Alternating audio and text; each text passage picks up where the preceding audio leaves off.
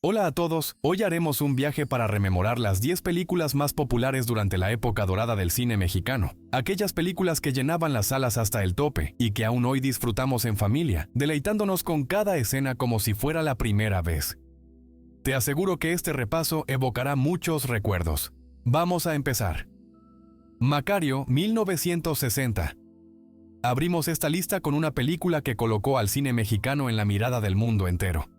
Macario se estrenó en 1960 bajo la dirección de Roberto Gavaldón, uno de los cineastas más destacados de esa época dorada.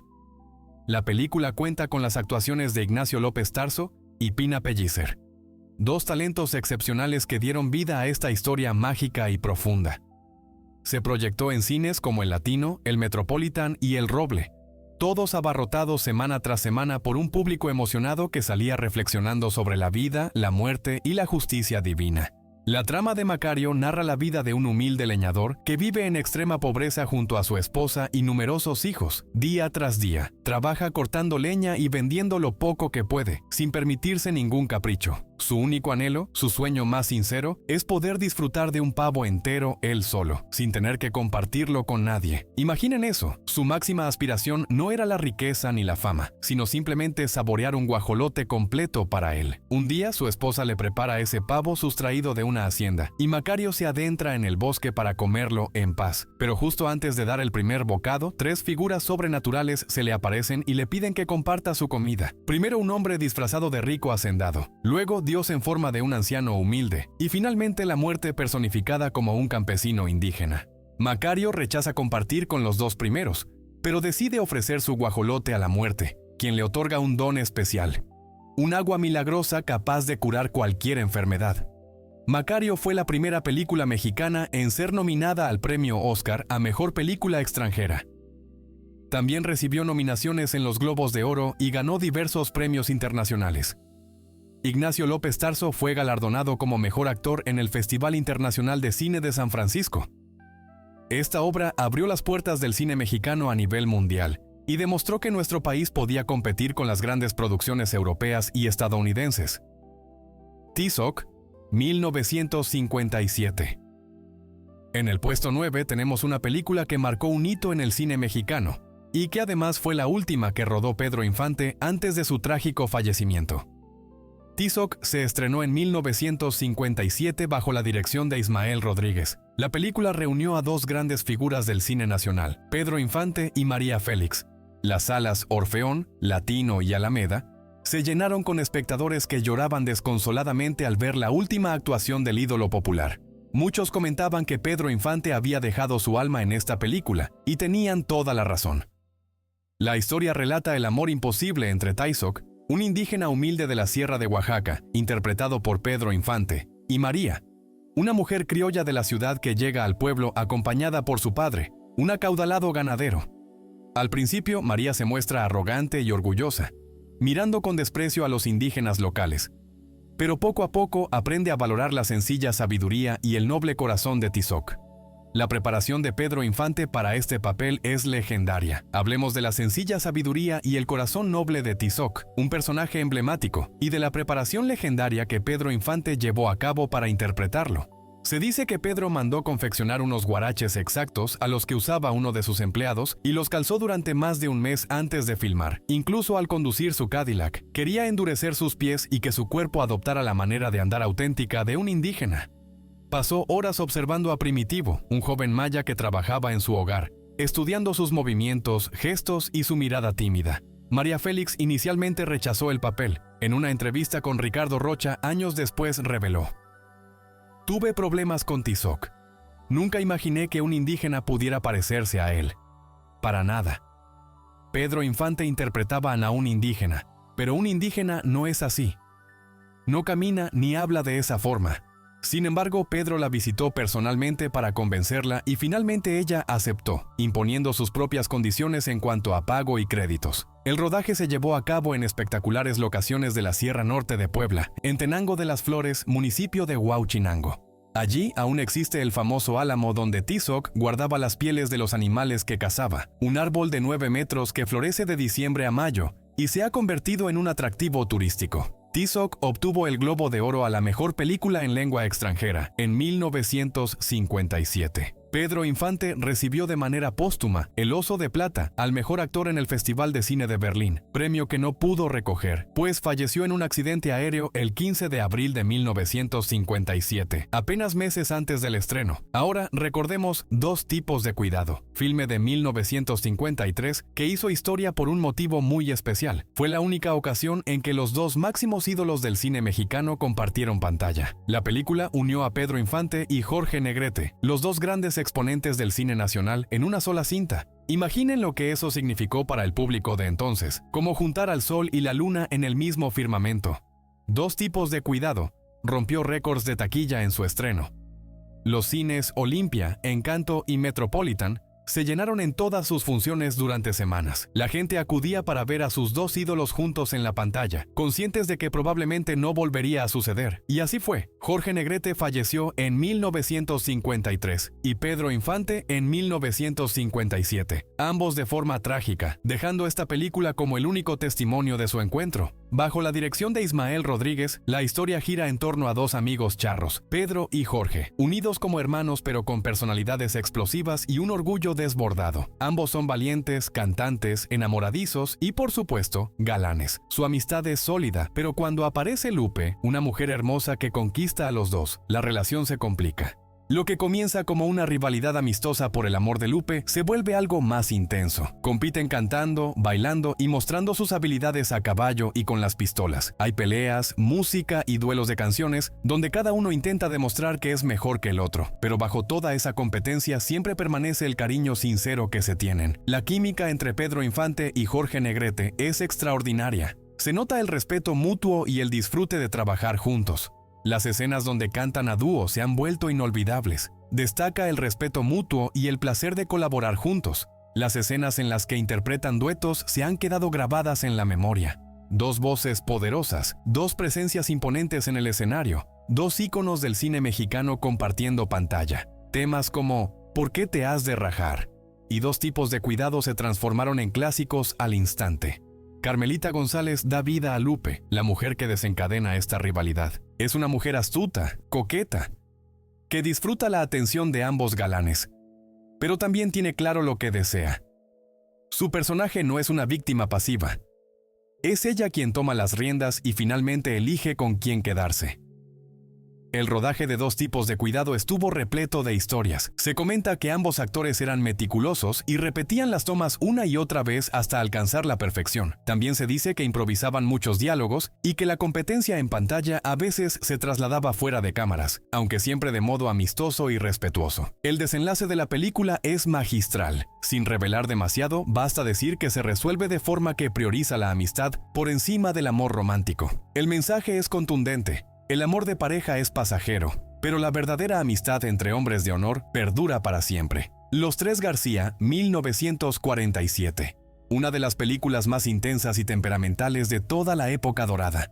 Estrenada en 1947, fue uno de los grandes éxitos de ese año. Protagonizada por Pedro Infante, Abel Salazar y Marga López, esta cinta narra la historia de tres primos García que comparten apellido, orgullo y un carácter explosivo. La película fue un triunfo absoluto en taquilla. Los cines Teresa, Cinelandia y Orfeón se llenaban con espectadores que comentaban las escenas más violentas, las peleas memorables y ese desenlace dramático que conmovía a todos. Los tres primos son hombres de palabra, machos en toda regla, valientes hasta el extremo y celosos de su honor familiar. Cuando una mujer hermosa llega al pueblo, los tres se enamoran y comienza una feroz competencia por conquistar su corazón. Pero estos García no disputan con serenatas ni flores.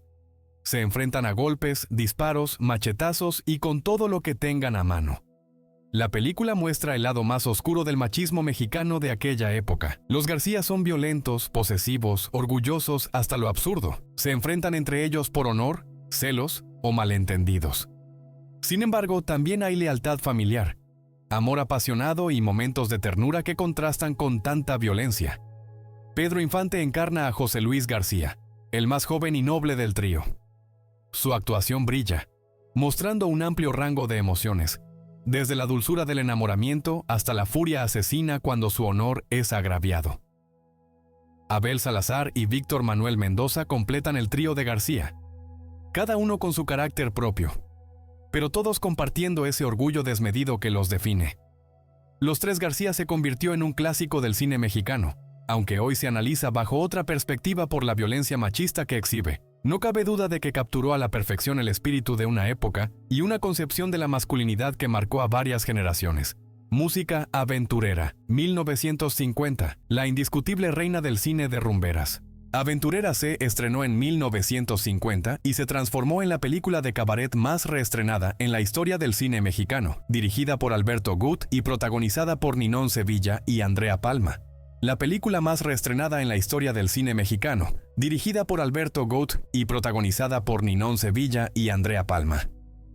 Esta cinta es pura pasión, fuego, venganza y baile.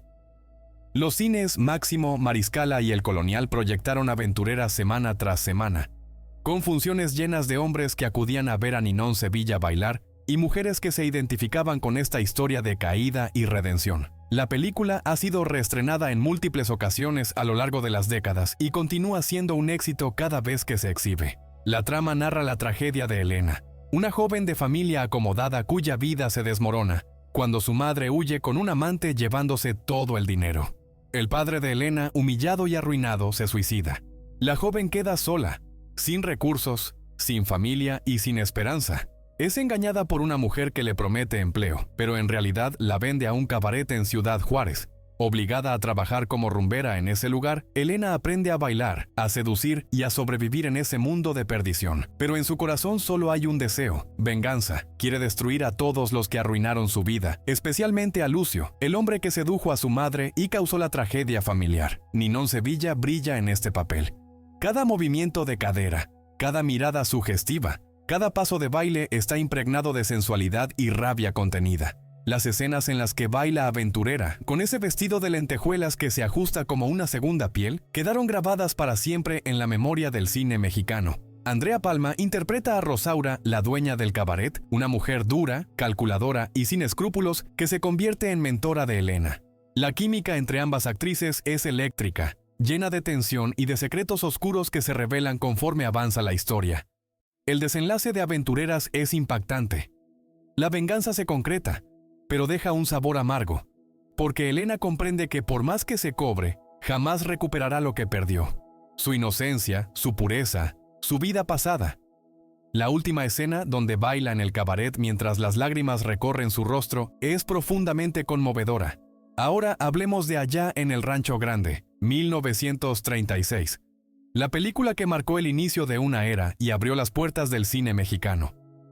Estrenada en 1936, fue el primer gran éxito internacional del cine nacional. Bajo la dirección de Fernando de Fuentes y con la actuación de Tito Guízar y Esther Fernández, esta cinta sentó las bases de todo lo que vendría después.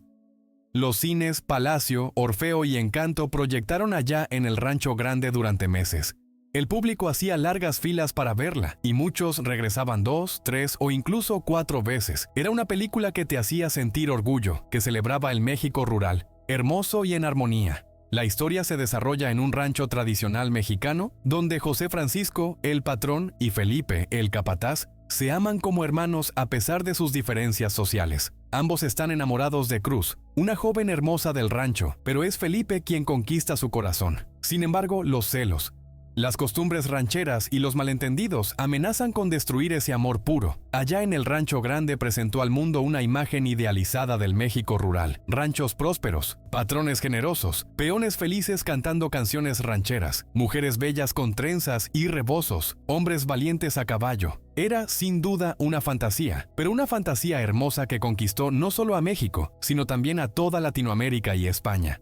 Duda, un sueño encantador que cautivó no solo a México, sino también a toda América Latina y España. Las melodías de esta película se convirtieron en verdaderos himnos nacionales. Allá en el Rancho Grande interpretada por Tito Guízar con su voz inigualable, resonaba en todas las estaciones de radio, en cada celebración y en cada rincón del país. Casi 90 años después, esa canción sigue haciendo que nos sintamos orgullosos de nuestra identidad mexicana. La cinta obtuvo el primer lugar en el Festival Internacional de Cine de Venecia, abriendo las puertas del mundo al cine de nuestro país. De repente, México dejó de ser solo un proveedor de recursos naturales. También exportábamos cultura, arte y películas capaces de hacer a millones llorar y reír.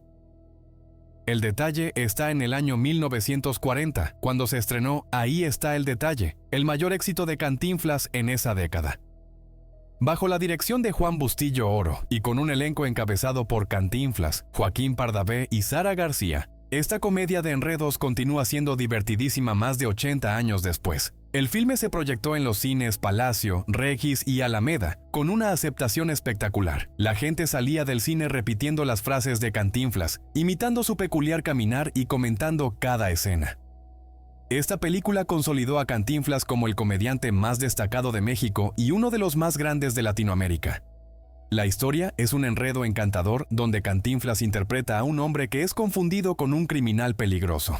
A partir de ese malentendido, se desencadenan situaciones cómicas en las que nuestro protagonista intenta probar su inocencia, aunque solo logra complicar más las cosas con su singular manera de expresarse. Ahí radica la genialidad de Cantinflas. Su habilidad para decir mucho sin decir realmente nada, usando palabras que suenan importantes, pero que en realidad carecen de sentido. En Ahí está el detalle. Su personaje se defiende ante un juez con discursos largos y elaborados que parecen lógicos, pero que terminan sin ninguna conclusión. Es el arte del cantinfleo en su máxima expresión. Joaquín Pardavé brilla como el esposo celoso que sospecha que Cantinflas es el amante de su esposa. Sus exageradas reacciones, sus rabietas y sus intentos por mantener la dignidad mientras todo se desmorona a su alrededor son dignos de recordar. Por su parte, Sara García, la querida abuelita de México, interpreta a la suegra entrometida que complica aún más las cosas con sus malentendidos. La escena del juicio es probablemente la más icónica de toda la película. Cantinflas se defiende solo, sin abogado, usando su particular lógica para demostrar que no es el criminal buscado. Habla sin parar durante minutos, empleando palabras rebuscadas y comparaciones absurdas, hasta que el juez queda totalmente desconcertado y pierde la noción de lo que preguntó al inicio. Por otro lado, Pepe el Toro, estrenada en 1953, fue una película que conmovió a todo México. Esta cinta, el tercer capítulo de la saga que comenzó con Nosotros los Pobres, fue dirigida por Ismael Rodríguez y protagonizada por Pedro Infante, Evita Muñoz Chachita y Blanca Estela Pavón en sus últimas escenas antes de su trágico fallecimiento. En esta historia vemos a un Pepe el Toro más maduro, endurecido y golpeado por la vida. Los cines Ideal, Mariscala y Variedades registraron largas filas durante semanas. El público llegaba preparado con pañuelos, consciente de que la película los haría llorar. Pepe el Toro había sido un compañero durante años, y verlo sufrir, luchar y buscar su lugar en el mundo era como presenciar el dolor de un ser querido. Verlo sufrir, pelear y buscar su lugar en la vida era como presenciar el dolor de un ser querido. En esta entrega, Pepe se dedica al boxeo para sostener a su familia. Ya no es el alegre carpintero que vimos en las primeras películas. Es un hombre que ha experimentado la pérdida, el resentimiento y el sufrimiento. Música. Cada golpe que lanza en el ring lleva la rabia de todo lo que ha dejado atrás. Cada combate es su manera de liberar el dolor que lleva dentro. La película nos presenta el mundo implacable del boxeo mexicano de esa época. Gimnasios sucios donde los boxeadores entrenan sin descanso, promotores sin escrúpulos que explotan a los peleadores y peleas clandestinas con grandes apuestas. Pepe el Toro se adentra en ese ambiente buscando redención y tratando de sacar adelante a su familia, pero solo encuentra más tragedia. Las escenas de los combates están rodadas con una crudeza impactante. Se muestran golpes reales, sangre, sudor y agotamiento. Pedro Infante se preparó físicamente para estas escenas y realmente parece un boxeador profesional. Los movimientos, las esquivas, la forma de lanzar los golpes, todo resulta creíble y conmovedor. Pero más allá del boxeo, Pepe el Toro es una historia sobre la búsqueda de redención. Pepe intenta ser mejor persona, recuperar el respeto de su familia y demostrar que, a pesar de sus errores, sigue siendo un hombre honorable. El desenlace es agridulce. Hay redención, pero también pérdida. Triunfo. pero también dolor. Ustedes los ricos, 1948, es la segunda parte de la película más emblemática de toda la época dorada del cine mexicano. Estrenada apenas meses después de Nosotros los pobres, tuvo un éxito aún mayor. Dirigida por Ismael Rodríguez y protagonizada por Pedro Infante, Blanca Estela Pavón y Evita Muñoz Chachita. Esta película retoma la historia justo donde terminó la anterior. Los cines Metropolitan, Olimpia y Alameda batieron récords de asistencia. Familias enteras acudían a ver Ustedes los ricos y muchos regresaban para verla una vez más. Era más que una película, era un reflejo donde el pueblo mexicano se veía retratado con todas sus tragedias e injusticias, pero también con su dignidad intacta. La historia comienza con Pepe el Toro feliz junto a su hija Chachita, trabajando honradamente como carpintero en su modesto barrio. Pero la felicidad dura poco. Una serie de traiciones, mentiras y venganzas vuelven a destronar su vida. Personas que él consideraba amigas lo traicionan. Su hija sufre y Pepe termina en prisión acusado injustamente de un crimen que no cometió. La película muestra el choque brutal entre dos mundos, el de los pobres honestos y trabajadores y el de los ricos corruptos y sin escrúpulos. De ahí el título, Ustedes los ricos. Es una crítica social disfrazada de melodrama que exhibe cómo los poderosos pueden arruinar la vida de los humildes, con solo usar su influencia, mentir ante un juez o comprar a la policía. Las escenas de Pepe en la cárcel son desgarradoras. Ver a este hombre noble, trabajador y honesto tras las rejas, mientras los verdaderos criminales andan libres por las calles, conmueve profundamente. Pedro Infante entrega una actuación llena de intensidad, mostrando la desesperación de un hombre inocente incapaz de probar su inocencia. El final de Ustedes los ricos es uno de los más emotivos del cine mexicano. Sin revelar detalles para quienes no la hayan visto, basta decir que pocas butacas quedaron secas en las salas cuando se proyectó. El público lloraba abiertamente, sin vergüenza, porque música, la historia tocaba sus corazones de una manera profunda. Cuando se presentó por primera vez, el público no pudo contener las lágrimas, expresándolas sin pudor, porque música, la historia llegaba al alma de una forma profunda. Nosotros los pobres, lanzada en 1948, es la película más vista, más querida y más reestrenada de toda la época dorada del cine mexicano. Estrenada ese mismo año, transformó para siempre el séptimo arte nacional, bajo la dirección de Ismael Rodríguez y con las actuaciones estelares de Pedro Infante, Blanca Estela Pavón y Evita Muñoz Chachita. Esta película conmovió al pueblo mexicano como ninguna otra antes. El éxito fue impresionante y sin precedentes. Los cines Metropolitan, Orfeón y Palacio Chino tuvieron que añadir funciones extras, proyectándola desde la madrugada hasta el amanecer. Las filas rodeaban toda la manzana. Personas de todos los barrios y clases sociales acudían a ver esta historia que hablaba de las dificultades reales del pueblo mexicano. La trama de Pepe el Toro es sencilla, pero profundamente emotiva. Pepe es un humilde carpintero que vive en uno de los barrios populares de la Ciudad de México. Se gana la vida con honestidad. Cuida con amor a su pequeña hija Chachita y anhela casarse con Celia la Chorreada, su novia de siempre. Es un hombre bondadoso, noble, que siempre está dispuesto a ayudar a sus vecinos, que no busca conflictos y solo desea vivir en tranquilidad. Sin embargo, la vida en el barrio es dura. Hay vecinas chismosas, vecinos alcohólicos, mujeres que sufren, niños que pasan hambre. Nosotros los pobres muestra con realismo y ternura la vida en esos barrios olvidados, donde la gente sobrevive con dignidad pese a la pobreza. No es una visión idealizada. Se muestran la suciedad, la violencia y el alcoholismo, pero también la solidaridad, el amor y las risas compartidas. La tragedia golpea a Pepe cuando una serie de malentendidos y traiciones lo separan de su hija y de Celia. Las escenas en las que Pepe busca desesperadamente a Chachita son desgarradoras. Pedro Infante entrega una actuación llena de sentimiento, transmitiendo el dolor de un padre que daría todo por su hija. Los personajes secundarios son inolvidables. La Tostada, los Musicatopillos, la Chorreada, todos interpretados con tanto cariño y autenticidad que parecen personas reales. Cada vecino del barrio tiene su propia historia, sus problemas y sueños. Es un retrato colectivo del México humilde pero orgulloso, sufriente pero lleno de esperanza. Las canciones de Nosotros, los pobres, se convirtieron en himnos populares. Amorcito Corazón, interpretada por Pedro Infante, probablemente es la melodía más reconocida de toda la época dorada. También Cielito Lindo y otras piezas que aún hoy tarareamos. Espero que hayas disfrutado este viaje por las películas más emblemáticas de la época dorada del cine mexicano. Si tienes alguna historia o recuerdo sobre alguna de estas películas, si tus padres o abuelos te contaron cómo las vivieron en el cine, déjamelo saber en los comentarios. Me encantaría descubrir más relatos sobre cómo estas películas marcaron la vida de las familias mexicanas. Y para terminar, te pregunto, ¿cuál de todas estas películas es tu favorita? Escríbelo en los comentarios. Si te apasionan estas historias donde las leyendas muestran su lado más humano, no te pierdas nuestro video sobre Cantinflas, donde revelamos secretos que pocos se atreven a contar. Haz clic, suscríbete y prepárate porque lo que